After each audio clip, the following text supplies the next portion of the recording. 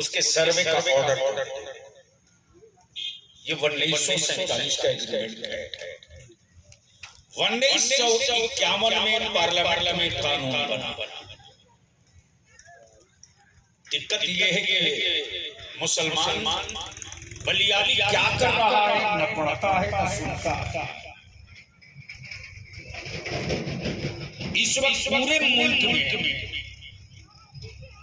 वाज़े और ठोक कोई गुफ्तगू हो रही है तो वह इदारे शरिया के प्लेटफार्म से हो। चूंकि 1991 में जब कानून बन गया और कानून में वाज़ेह तौर से ये कानून है कि बाबरी मस्जिद को छोड़कर, चूंकि वो मामला उस वक्त अदालत में ज़ेरे समाअत था, तो 1947 के कानून एग्रीमेंट और मुआहिदा बनने से पहले बाबरी मस्जिद का केस अदालत में ज़ेरे समाअत था।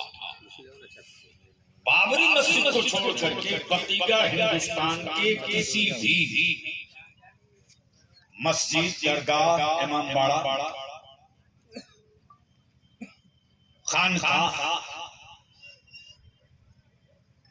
के ताल्लुक से बिल्कुल क्लियर है और उस कानून का नाम है worship act, worship place act. अंग्रेजी प्लेस का मतलब जगह होगा,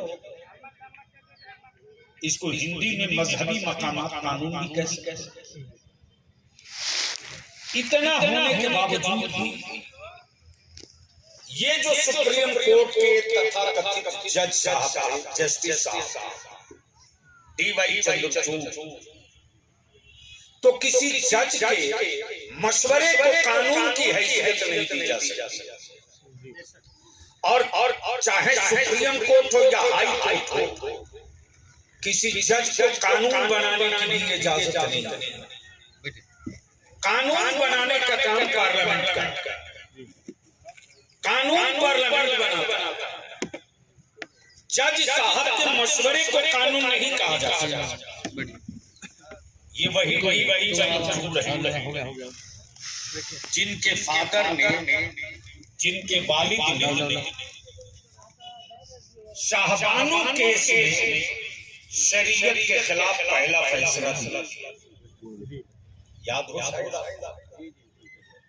पूरे मुल्क में तूफान उठा और पूरे मुल्क में अहले सुन्नत का वो तन्हा कायद रईसुल कलम कायदे अहले सुन्नत हज़रत अल्लामा अरशद कादरी, जो अकेले पूरी जमात की तरफ से सत्ता और हुकूमत से लड़ते रहे और उनके बाजू का नाम था मुजाहिदे दौरा हज़रत अल्लामा सैयद मुज़फ्फर हुसैन के छोटे लड़े हड़े। लेकिन उस बीच में भी ये कहने में हमें कोई हिचक नहीं, मुस्लिम परस्पर बोर्ड के लोगों ने सौदा किया है। इसी पटना के बेली रोड में कई बच्चे शहीद हुए थे और उसके बाद क्या हुआ उसकी तफसील में किसी तहरीक बेदारी की बड़ी इजलास में, लेकिन रईसुल कलम कायदे अहले सुन्नत हज़रत अल्लामा अरशद कादरी अलैहिर्रहमा ने मुस्लिम परस्पर कॉन्फ्रेंस के नाम से अपने कारवां का आगाज किया।